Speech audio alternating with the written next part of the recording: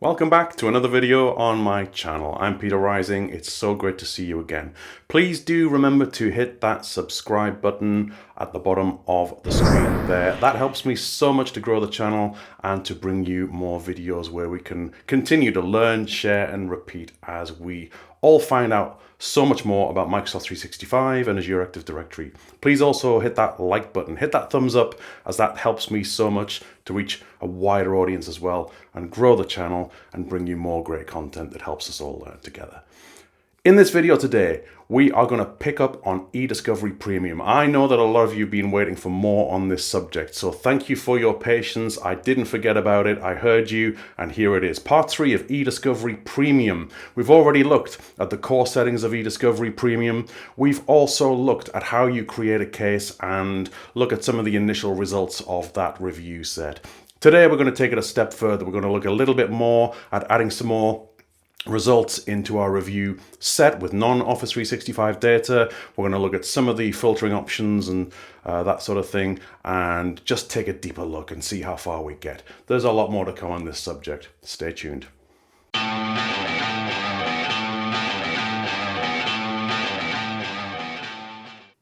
In our last video about eDiscovery Premium, we had created a case. Now, I'm already into the Microsoft Purview compliance portal here at compliance.microsoft.com and into eDiscovery Premium. And this is the case at the top of the list that we had created. So we had created our case, we'd added some custodians, we'd added some non-custodial data sources, we had created our collection and committed the search results of that collection to a review set, which we took a quick look at. Okay, let's have a little bit more of a look at that case and see what more things we can do with it. So I'm going to open the case, the marketing department case, and you might remember that we didn't have too many results in the review set. There wasn't too much going on in there. So if we go into there, we can see there's our review set. We can open it up, open review set. And you'll notice already that there are a lot more items in the review set now. I've got 357 items in, whereas if you look in the previous video, we were only up to about 16. So in between that video and this one, I have added some additional results in to give us a few more options to filter with and to play with and to show you a few more things. But how did I do that? First of all, let's start with how I got more data into this. Now, you could have done this by adding another collection and committing the results to this review set, but the way I did it was to add some non-Office 365 data by going into this option here on the toolbar. If I collapse the right-hand panel, we can actually see more details on what these menus are. So this is the actions. My correction notes the manage menu, and it's non-Office 365 data. And you can see I've been playing around a lot with this in the time since we last did an eDiscovery video. So I've got some that I've cancelled, some that I've processed successfully, and this one here appears still to be in progress, but we'll ignore that. So what I did here was I went through the wizard to upload some files, and here's what you do. To upload non-Office 365 data, you need to organize all the files for uploading into folders, where there is one folder per custodian, and the folder's name is in the format of basically their email address or their UPN for Microsoft 365. So you can collect all the alias folders into a root folder, and that root folder can only contain those alias at domain name folders. There must be no loose files in that root folder. Okay, seems nice and simple. It was at this point when I clicked on next upload files that I thought, I'm just going to browse to where my folder is on my Mac and I'm going to be able to upload them. Nope. Do not pass go. Go straight to jail. You cannot do this on a Mac. This is why I am now on my Windows 365 Windows 11 machine. You need a utility called AZCopy. That would be AZCopy to those of you in the US. And if you haven't already installed AZ or AZ copy, you'll need to install it and download it from here. So if you click on this link to go get it, the first mistake I made was I thought, oh, 8.1, but it's telling me there's a shiny new AZ copy version 10 here. I'll go and get that. I had all sorts of problems with that. It would not work at all. So I went back to 8.1 and it worked straight away. No problems whatsoever. So when you download and install version 8.1 of AZ copy for Windows, it will install that into your program files v86 folder into some various subfolders. And then you need to run an executable from the command prompt in order to upload the files that you want. But first you've got to get the files that you want. So I placed them in a folder here, which is along the lines of the structure that it actually suggests in the sample files that we have in the wizard. I put it in downloads, non-O365, and I created two folders, one for Rachel Green, one for myself, and I put the files in that were required. So there's none in Rachel's folder there, but there is a ton in my folder here, and I don't really have much in the way of data here. So what I did was I went and got myself a nice CDX custom immersion tenant, and I downloaded some of the sample material from the Mark 8 project site in there and copied it onto my machine here, and then I put it in this folder so I could upload that into eDiscovery. It may have just been easier to do it on a demo tenant, but I wanted to continue to do it on my own demo tenant that I already had in existence, which was not from that CDX experience. Okay, so that's the format that you need. Let's go back to the browser and see what we do next. So here we go. To upload those files, you need to enter the path where they are located. And if you haven't already installed AZ copy, you need to do that. Yeah, we've done that now. And then it's showing you the example path, if you like, to where the files are, the location of the files that you want to upload. But you could change that to anything you wanted, and in this actual path here, you could alter that accordingly. You can see here in the source of that command for AZ copy, it's got that user profile downloads non-O365, and then it gives you a destination to upload to. Now you're going to need to copy that to the clipboard. URL copied, nice and simple. And then when you're ready, go ahead and open your command prompt.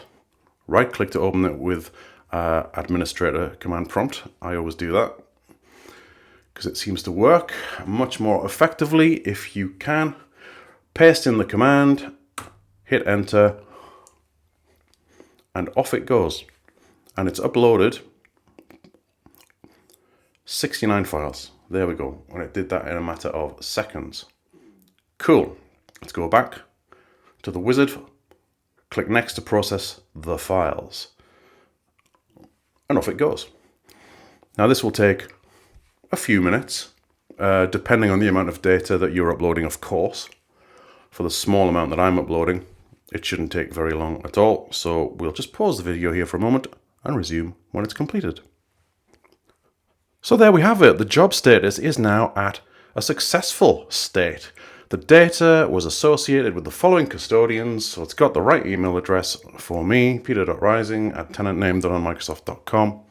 It's picked up from that folder and it has processed it correctly. But how long did that take? Whilst it was going on, I monitored it from the jobs queue here, so we can go ahead and there we go. It actually took 14 minutes 30 seconds this time.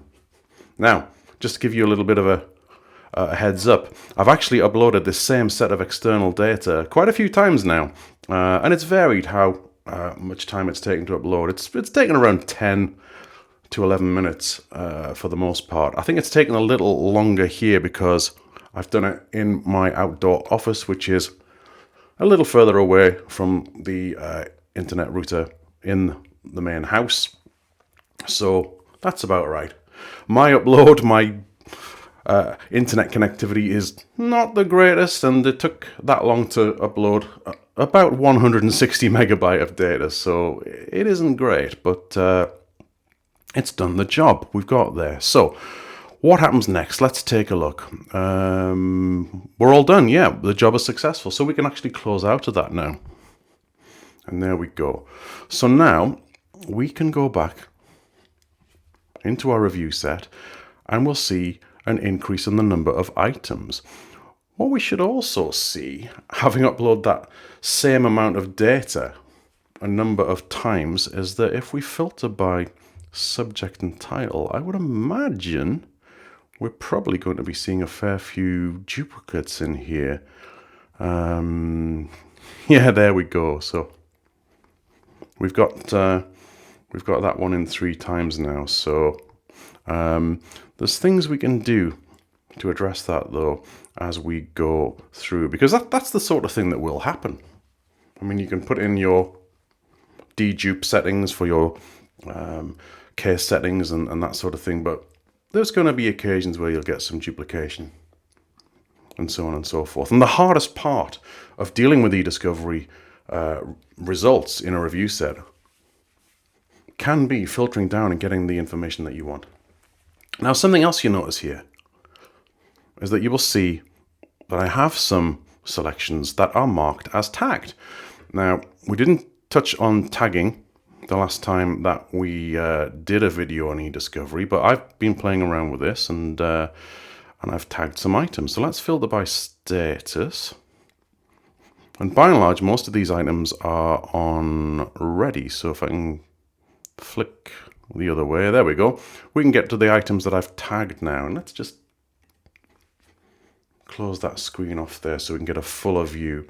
So if we click on this, we can see that the item is tagged. And how was that achieved? So let me show you. Let's select another document, and I'll show you how that came about. So you can select one or more, a selection to be tagged, and then it's as simple as going into tag files. So in here, I now have a number of tags available to me, and I set these up, and I have attorney-client privilege, which you can select positive or negative, and we can see that I have one selected as positive in here, so that this particular document contains attorney-client privilege info. Customer A, customer B, these are ones that I set up myself, a positive and negative, yes and no. So gives you an idea of the sort of tags that you can create. And you can expand the selection to include family groups or conversation groups, and you can change the view that way. But how did I get these tags created? Well, I went into create and edit tags. You can do that another way from the manage dropdown, which I'll show you in a minute, but I went into here. And when I first went in, this was completely blank. So just to illustrate that point, let me actually come out of cases. And let's select another case. Let's select this legal investigation, and let's click on review sets. Let's click on this review set here, open it up. And what have we got? We have got a few items in here. So let me just select this Word document. I'm just going to collapse that right-hand panel, and I'm going to go on to tag files. So here we go. This is how it looks like when you don't have any tags. So you have to go in and create them. So if we go to create, there you go. You can see the difference. We have to go in and create a tag group. So if you want to create one manually, this is how you do it. So you would go and put in, as I did on the other case, customer A. Let's just put A in the description there for laziness sake. And now with that created, we can manage the tag options, and we can add single select tag or multi-select tag. So we can put in tag name. We can put yes. and save. We can put another one in, no, and save, and you get the idea. So there we go. But we can also add that smart tag group as well. And in doing so, this is how you get the attorney-client privilege option into there for tagging. And this is based on a modeling. So you can choose the model, in this case, the attorney-client privilege, which is a beta feature still, to power the tag. And as you review, the smart tag will display the prediction results of the model powering the tag for the document you are reviewing to make the process more efficient. So there we go. So yeah, go ahead, select that, add that in, and it puts that in for you. I'm happy with that. Let's click on done. So now here we go. We can see we've got tags that we can choose. We've got assign tags. We can choose our customer A there, or we can choose our attorney-client privilege. Well, marketing statistics, I don't think that's going to be attorney-client privilege relevant, shall we say. So I'm going to put negative there and apply the tag. And there you go. That item is now tagged. It's as simple as that. Cool. So now you can see how that is done. We'll go back to our main case and play a little bit more with some of our results. So we've got tagging there. We can add on positive there to this Word document and apply. And there you go. As simple as that. So the other way to manage those tags is under the Manage section. And you can get to it by clicking on Manage and then Tags. And it gets you to the same place. Microsoft do love to give you lots of different ways to get to the same capabilities often. And that's an example of that. So there we go.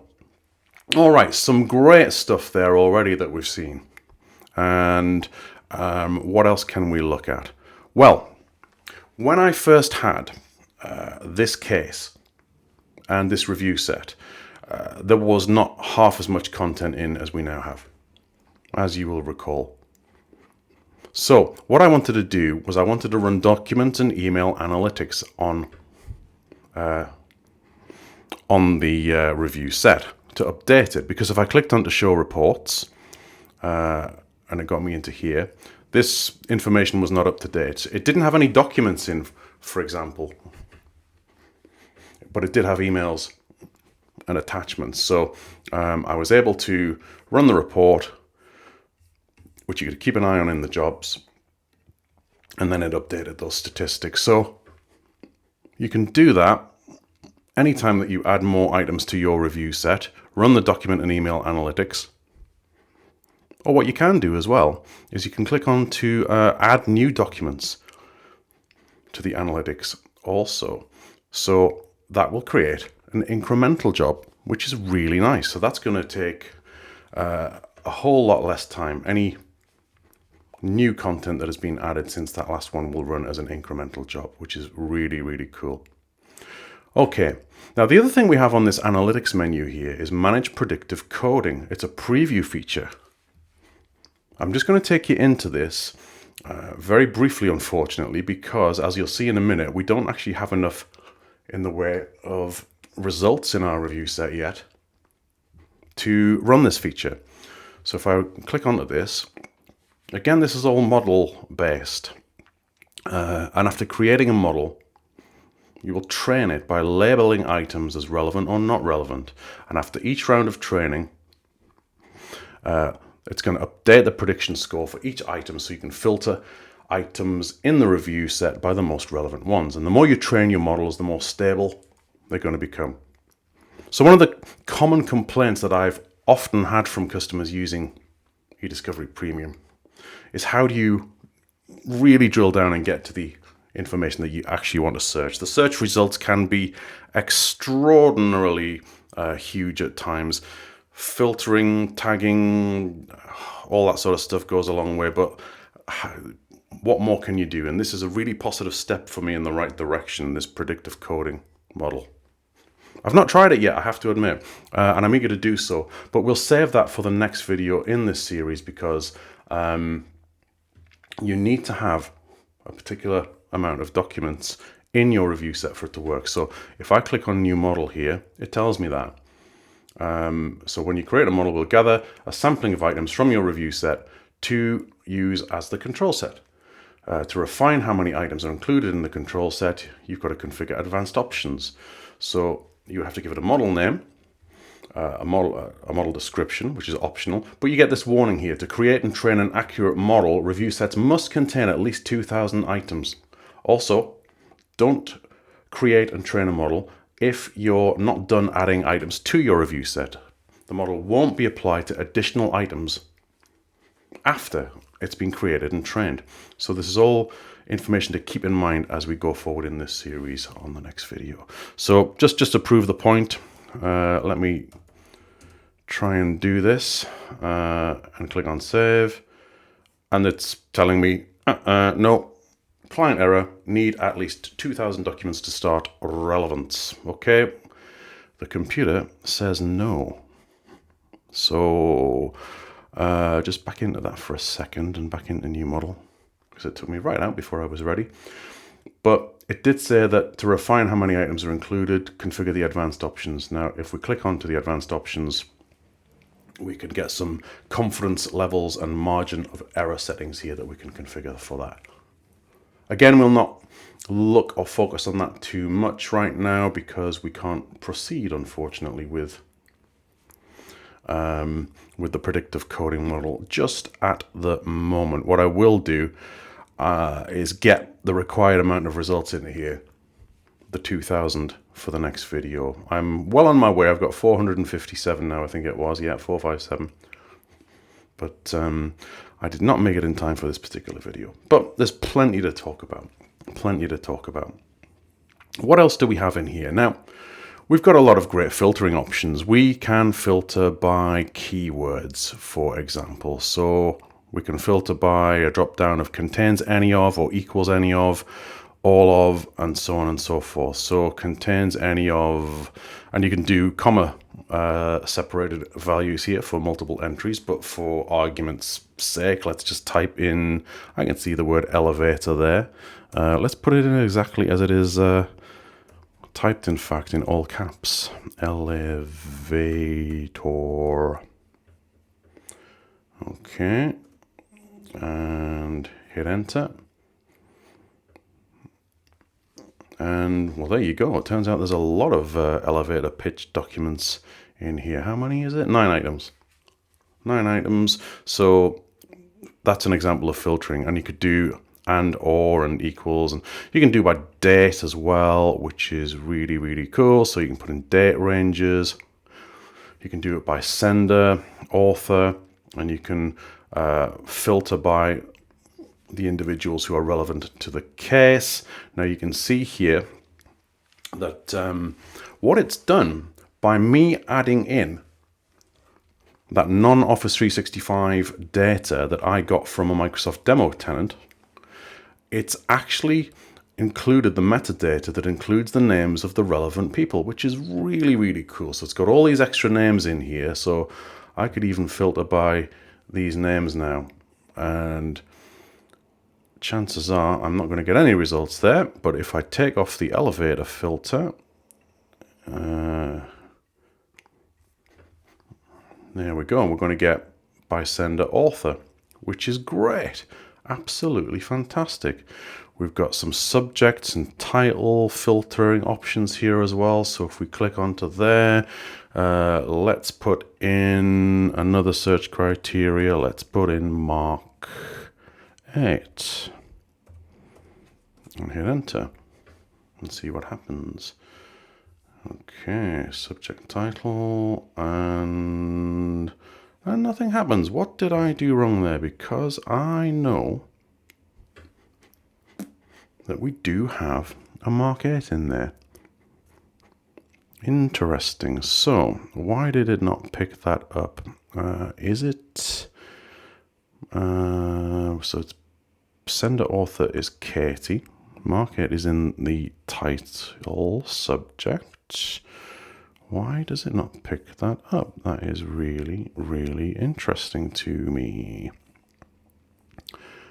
Is it the any of or equals any of, contains all of? Let's try equals any of.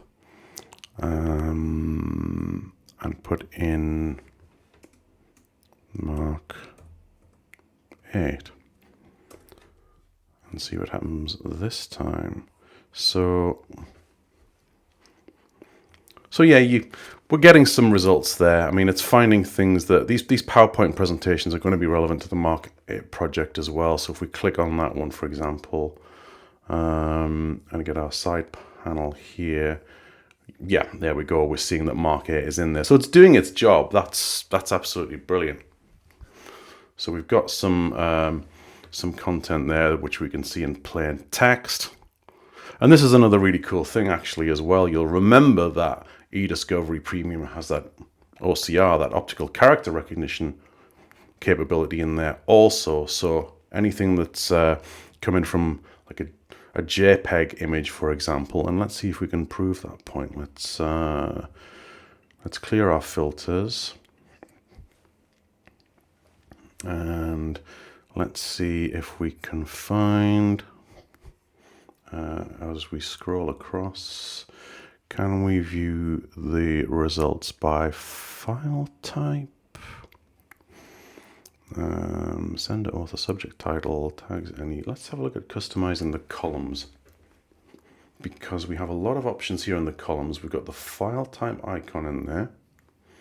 So that should already be in there, but there's a few things in here that we don't have in that we can add in. So we can add in things like caption, created time, dominant theme, lots of other stuff, family ID, email set ID. There's a lot of extra stuff we can add in here, which is pretty cool. So we can do that. We can add in additional columns, but let's just scroll to there. We have an image there. So that should be a really good example. So the source of the image, there we go. That's an actual screenshot, which I took as part of either a blog post or writing one of my books. But if we go into the plain text, it has actually done optical character recognition on that, which is really cool. And now what we can do is we can do all sorts with that. We can view or update notes for that item. We can show it in a new window. We can download the original, download it as a PDF. We can tag, we can mark it as positive. We can group by families or conversations. We have all sorts of options that we can apply to that image, and we can manipulate it as text with OCR, which is really, really cool. Love that. What else are we able to do? So lots we can do with filters. Sender, author, we've been through tags. We can filter by the tagging, so we can do filter by customer A and hit enter. Let's refresh that. And then we're going to get that lovely view of all of the matching results. What we could do here is we could select all. We could go to actions. And then if we needed to, we could export that. We could download it. We could commit any redactions that were in our selections to a PDF. Or we could go ahead and add that to another review set, which could then be manipulated and presented to the intended recipients as required. Really cool stuff. Awesome. So I think that gives you a good idea of the power of what we can do with adding more content in, rerunning some of the analytics, some of the actions that we can take, tagging, of course,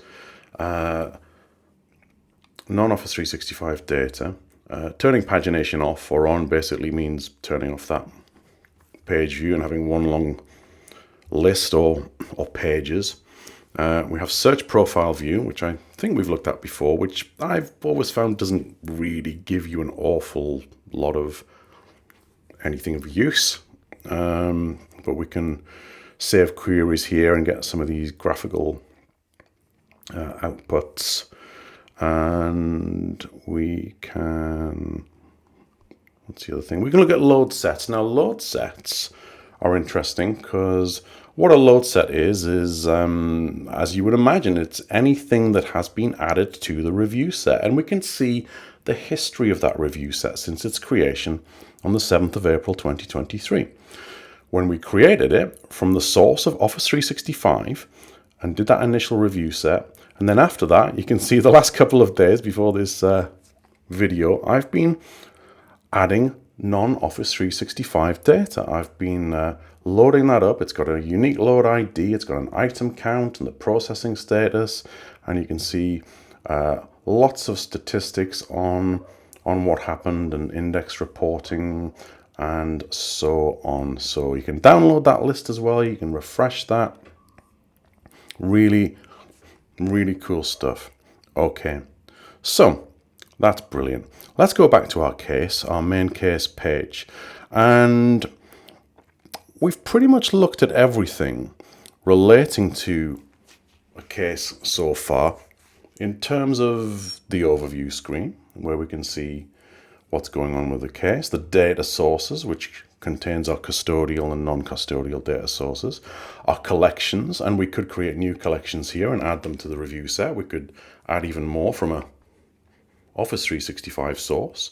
Our review sets obviously are skipping ahead just a minute because we'll come back to communications. But our settings here, which is our core case settings for information, permissions, and search and analytics settings. Our jobs, which shows all of the jobs that have been run for this case. You can see all the recent ones as me adding external data. Any exports that we've done. So any exports that we have done from our review set would be put into here. Now we don't have any exports yet. So what we can actually do, very, very briefly, we'll set one off so you can see what that looks like. So let's go in and load our review set one more time. And we've still got the tag on, actually. It's returned that, which is I always find interesting. So let's take that off. But in fact, I probably could have left that on in a way because I want to export a selection. So let's just do a very small selection here. And then if I go to the actions, or the this one here, the analytics, let me just export that. And I'm going to give that a name. So I'll just call it, put the caps lock off, export one, good description, but I'm lazy, so I won't. Select documents only, or all filtered documents, or all documents in the review set. So I'll just go with what I have, the selected documents only. Expand the selection, include family groups or conversation. So I'll select conversation. And then you have your output options. You can have a report only. You can have loose files and PSTs when email is added to PSTs when possible. A condensed directory structure, or condensed directory structure exported to your Azure storage account. And you'll put in the container URL and SAS token there if you select that option. You can include tags, text files, and replace redactive natives with converted PDFs if relevant. So let's go ahead and let's in this instance, let's just do a report only, and let's go ahead and export that. And there we go, on we go. So now if we go back into our core case settings here, yep, there we go, our job has been created. And if we go into jobs, we should be able to see that job is in progress. There it is, preparing for export. So we can come back to that in a bit and see what's going on with it. And when it's done, we can actually already see it. Now we can see it in the exports list, but it's in progress. So we wouldn't want to go into that until it's complete, so we can come back. The other thing that we've got here, we've got hold, and we can see what content has been placed on hold. And when it loads, we should see our custodial holds here and our non-custodial holds also. So we can select those and get more information on those. We can edit them, we can delete them. It can be a little bit fiddly when you want to do that because you can't delete a case or even close a case in some circumstances when content is still on hold. So be aware of that, but we will cover that when we get into more videos on, so you're getting to the completion stage of an eDiscovery case. So that's about the holds. But I want to touch on communications just a little bit here. And you'll recall that we set up some communication templates in the very first video of the core settings of eDiscovery Premium. So what we can do is we can manage and automate legal hold notifications, escalations, and reminders here in the Communications tab. So what we can do is we can put in our communication name. So we'll put in hold notification. We can select an issuing officer, which we did configure in the first video. We can select a communication template, which again, we also configured in the core settings in the first video in this series. So alert template 1. Amazing. So let's go next. It's going to show us the content that is going to be sent. This is what we created in the template. We can tweak and change this here if we want to, but I'm fine with that. And then we've got all these required notifications here, the issuance, reissue, and all that sort of stuff, the release. Again, I could edit these here, but they're all set up in the template for me, so I'm good with that. Optional notifications, the same principle. So we've got reminder, we've got escalation, and these will trigger different recipients and requirements as they are processed. So next we choose the custodians you want to notify. So we could select Rachel here as one of the custodians, and we can add Rachel. And then once added in, click on next, and then review the settings. Okay, and submit, and succeeded. And there we go. We've got our notification has been published. Now you can see here that we have one custodian and the hold has not yet been acknowledged. So we'll take a look in a second at what that looks like from the user perspective. All right, so now we are logged into outlook.office.com as Rachel Green.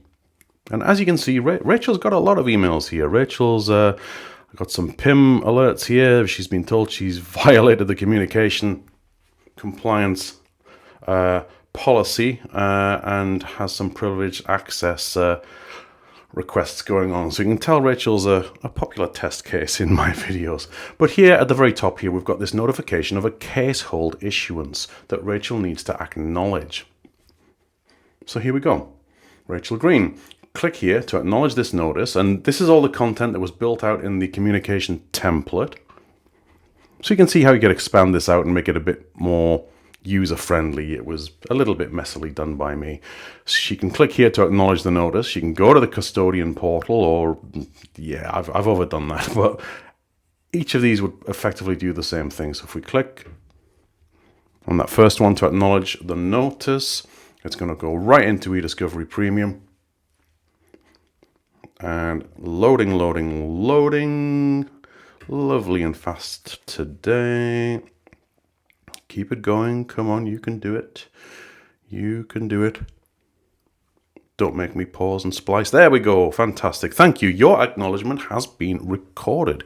Now Rachel can go to the compliance portal from here now. And there we go. This is as far as Rachel can get, though, as a custodian. She can see that it relates to the marketing department case and the issuing officer and the communication.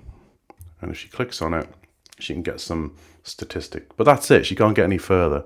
So the other options that we had in the list, she could go to that custodian portal, and that takes you to exactly that same place. So you can see the options that you have as a custodian. So if we go back to our other browser now, let's give that a little refresh. We've got a nice hold acknowledged there, which is really cool. Awesome. Absolutely fantastic. So if we click on that now, here we go. Status, 1 of 1 acknowledged hold notice. One custodian, acknowledged. All is good. We can edit from here, and we can go through that communication again and make some changes if we feel we're not getting the responses that we need. And we can resend the whole notice, and we can also download the communication. Really cool stuff. And if we go to our overview tab, we should now have some information in the communication summary here. One notice is sent, one notice is acknowledged, which is also really, really cool. Now, as you process through these communications, if the settings that you configured in your template are not met within the time thresholds that you've put in place, then those escalations and reminders and release notices will and can be triggered at the appropriate time. So that is how communication templates work within eDiscovery Premium. Really cool stuff indeed. Okay, let's go back to that job that we created and see if it has successfully run. Preparing for export, successful. So there we go. We're running the export. It is successful. So now if we go to that exports tab, we should see, review set, all successful. And what we can do is we can select these files, the summary spreadsheet and the folder, and we can click to download those.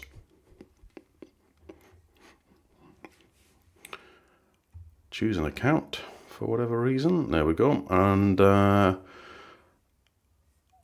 it's working. Export 1 of 1. Let's take a wee look at what we have.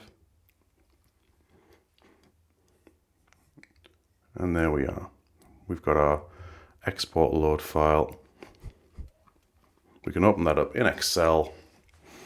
We can expand our fields, and it's going to give us all of the details of the file classes, the family IDs, the encryption, the location names, custodians, the paths. And that's just a report. You saw there was lots of different options that we could have when creating those reports. So amazing. Yeah, watch out for that in Edge browser on Windows. Those pop-ups blocked when you're exporting. That can be a bit of a stopper sometimes. The only other thing we've not really looked at is processing, and this is where you would go to remediate any processing errors with file identification, expansion of embedded documents and attachments, and so on. So I don't have any indexing issues or processing errors in this particular case. It's kind of a hard one to generate as an example, to be honest. I'll have to think if there's a way I can do that on a future video.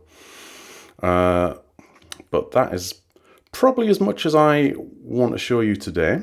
So what we will do, we'll come back and we'll do a little bit more in this eDiscovery Premium series. What we'll do is I'll try and get that review set up to 2,000 plus items so we can go through and do that that model-driven analytics that we wanted to take a look at.